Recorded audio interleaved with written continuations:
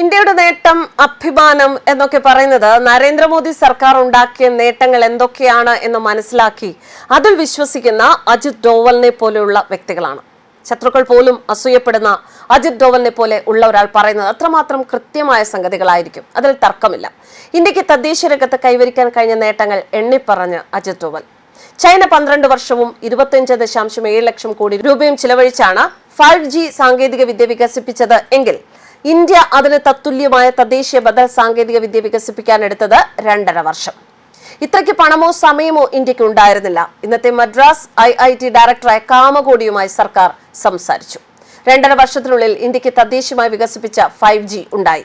ഇന്ന് ഒരു സ്ക്രൂ ആണെങ്കിൽ പോലും അത് ഇന്ത്യയിലെ വിശ്വസ്തമായ ഒരു ഉറവിടത്തിൽ നിന്നാണ് വാങ്ങുന്നത്. ഈ 5G നേട്ടത്തിന് ഇന്ത്യ സ്വകാര്യ മേഖലയ്ക്ക് കൂടി നന്ദി പറയുന്നു.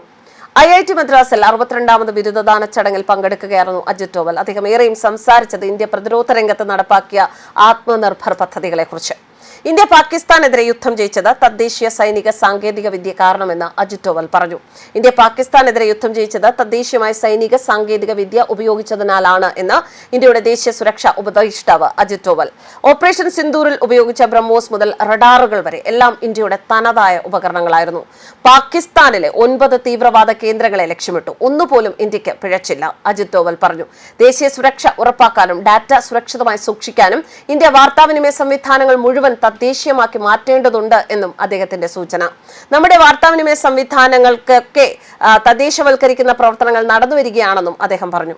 എല്ലാ രംഗങ്ങളിലും കളി മാറ്റാൻ പോകുന്നത് AI ആണെന്നാണ് അജിത് ഡോവലിന്റെ അഭിപ്രായം. ഇനി ഒരു നിമിഷം പോലും കളയാതെ ഇന്ത്യ വിദേശ സംവിധാനങ്ങളെ ആശ്രയിക്കാതെ സ്വന്തമായി പുതിയ സാങ്കേതിക വിദ്യകൾ വികസിപ്പിക്കേണ്ടതുണ്ട്. നാളത്തെ ലോകത്തെ മുന്നിൽ നിന്ന് നയിക്കാനും രാജ്യത്തെ വികസിപ്പിക്കാനും AI നമ്മുടെ മുഖ്യ കേന്ദ്രമായി മാറണമെന്നും അദ്ദേഹം പറഞ്ഞു. നാളത്തെ എല്ലാ കളികളെയും മാറ്റിമറിക്കാൻ പോകുന്ന പ്രധാന ശക്തികളിൽ ഒന്ന് AI ആണ്. ഓരോ വർഷവും AI ലോകത്തെ അതിവേഗം മാറ്റിമറിക്കും. വൈവിധ്യമാർന്നതാണ് അതിന്റെ പ്രയോഗ സാധ്യത.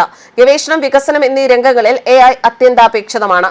മെഷീൻ ലേണിംഗ്, LLM, പ്രതിരോധം, റോബോട്ടിക്സ്, മരുന്ന് നിർമ്മാണം, ധനകാര്യം തുടങ്ങിയ എല്ലാ മേഖലകളിലും AI ആവശ്യമാണ്.